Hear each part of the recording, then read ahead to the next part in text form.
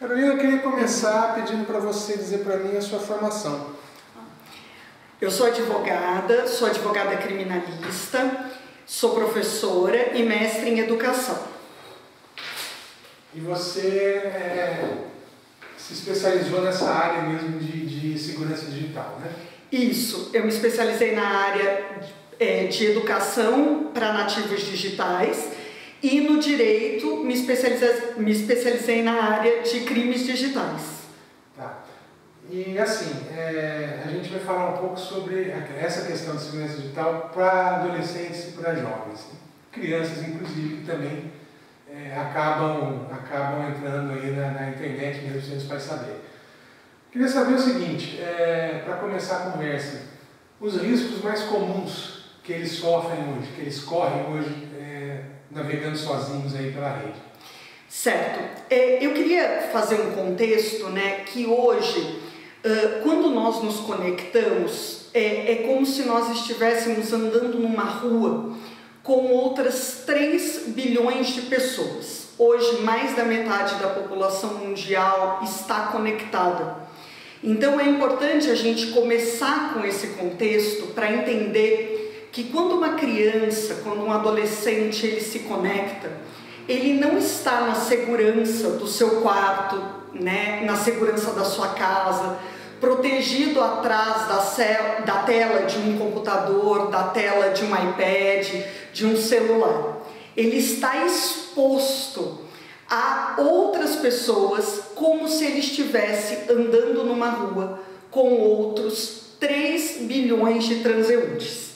Então, a gente precisa começar qualquer conversa falando disso para que os pais entendam que uma criança e um adolescente conectado é uma criança e um adolescente exposto em uma rede com muitas e muitas pessoas. Então, com tantas pessoas assim, há, claro, pessoas com ótimas intenções, com coisas interessantíssimas para ensinar e para passar, e há pessoas com as piores das intenções e muita coisa ruim disponível para as crianças e para os adolescentes. Então, a gente tem que perder, né, em primeiro lugar, essa ideia de que nós estamos protegidos atrás de uma tela, porque na verdade nós estamos muito expostos. Eu gosto sempre de brincar, né, que com quantos anos você deixaria o seu filho ir sozinho fazer compras na 25 de março? E por que a gente deixa então os nossos filhos navegarem sozinhos na internet? Eles precisam de vigilância, eles precisam de controle. Nós, muitas vezes, não temos esse controle, os riscos são enormes. Então, respondendo à sua pergunta, né, quais são os principais riscos? Hoje, os 2 crimes mais comuns no mundo digital são os crimes financeiros e a pedofilia. Os crimes financeiros, os bancos investem muito para que eles sejam combatidos. E, né, são crimes ligados mais aí à questão, né, de a apropriação de senhas, etc., para que haja essa fraude e essa vantagem patrimonial. Mas nós estamos aqui em relação a riscos a crianças e adolescentes, então a gente está aqui para falar da questão da pedofilia. E a pedofilia não ela não acontece só quando há o real encontro, quando há a consumação de um ato, mas ela acontece quando a criança ou o adolescente, o pré-adolescente é exposto à pornografia, quando há troca de mensagens de cunho sensual ou sexual, quando há alguma forma ele é coagido a fazer coisas que ele não quer em relação a questões sexuais. Então tudo isso, né, entra nesse âmbito da pedofilia, e esse é um dos crimes que mais acontecem no âmbito digital hoje. Mas não é só isso, tem muitos outros riscos que a gente pode conversar aqui. Como é que o pai pode proteger um filho? Porque se você tenta conversar, às vezes dá certo, mas na maioria das vezes não. Adolescente, a gente sabe como é. E se você tenta controlar isso de uma forma mais rígida ou mais presencial, vamos dizer assim, há resistência deles. Tem algum tipo de controle que você pode fazer à distância, algum controle parental? Alguns sites têm isso mesmo, não são todos. Como é que funciona isso? O que você recomenda? Sim, as duas coisas, né, juntas e misturadas, né? É muito importante, aqui do ponto de vista jurídico, a gente colocar que os pais são responsáveis por tudo que os seus filhos fazem, né, quando os seus filhos estão na sua companhia ou sob a sua guarda. Então, os pais, eles têm o dever de cuidado, proteção e vigilância. O que isso significa? Que os pais têm que proteger os seus filhos para que nada aconteça em relação a eles, e os pais têm que também cuidar dos seus filhos para que os seus filhos não façam nada que prejudiquem outras pessoas. Então, essa via de mão dupla. E quando eu falo que as duas coisas precisam ser feitas, né, tanto a conversa quanto o controle parental, é no seguinte sentido, né?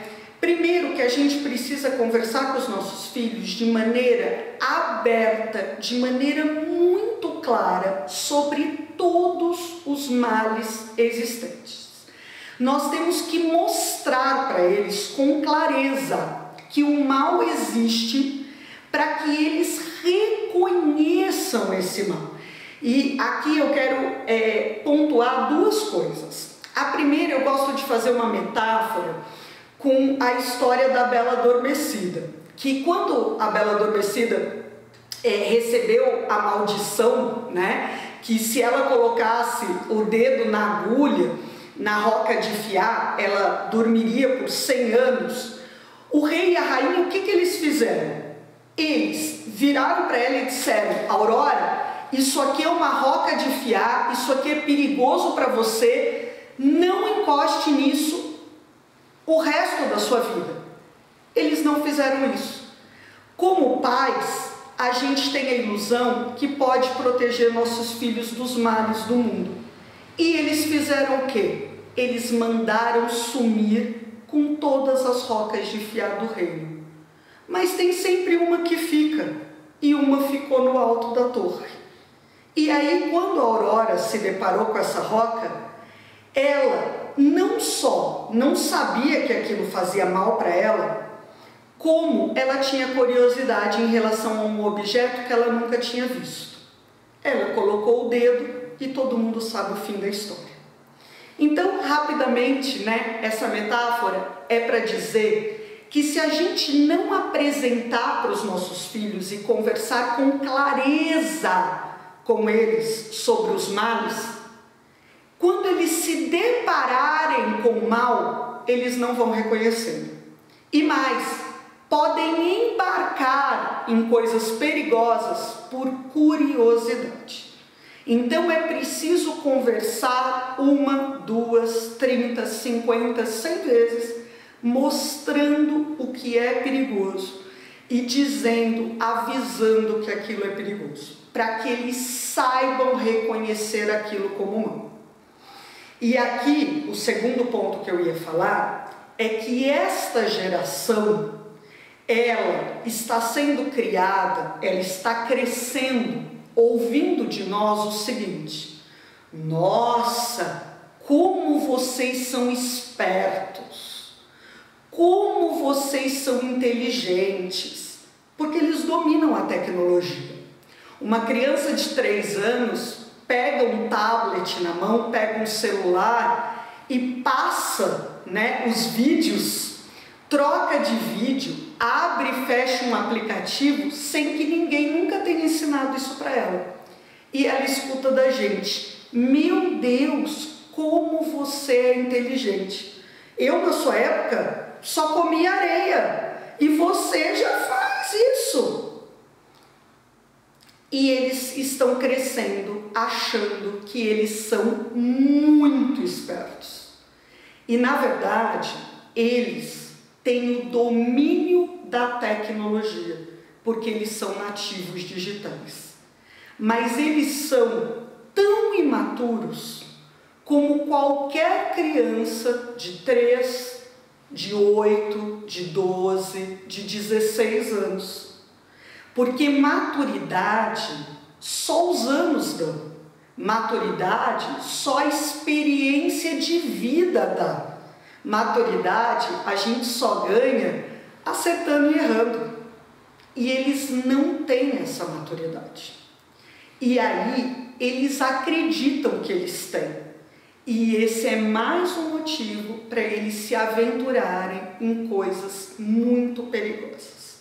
Então nós temos que abaixar a bola dessa geração também e mostrar que domínio da tecnologia não significa esperteza, não significa maturidade.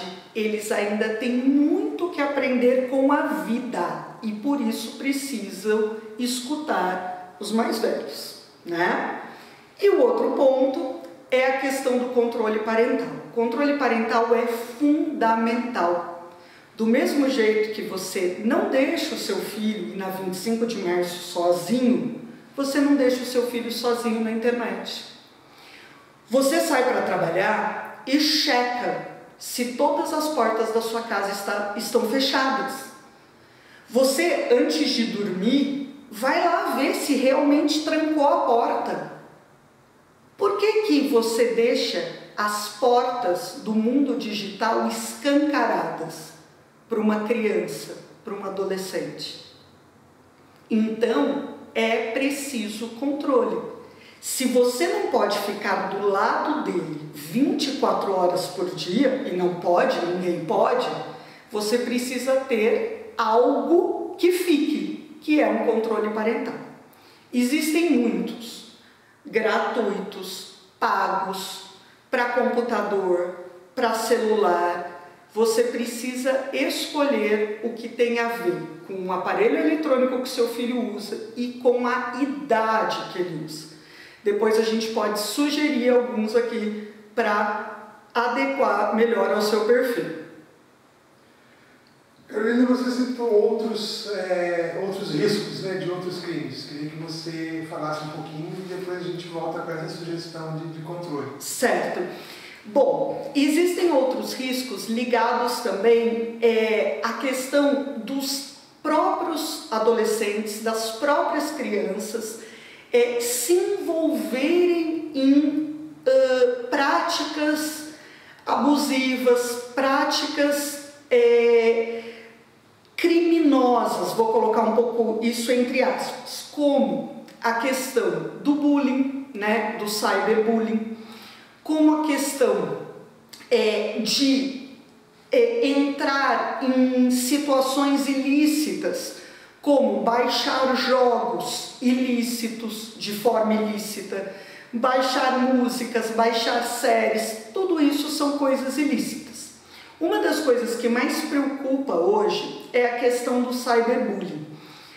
Para vocês terem a ideia, os processos envolvendo o WhatsApp hoje, de 2019 para cá, aumentaram 400%. Porque antes as pessoas diziam bobagem e o vento levava.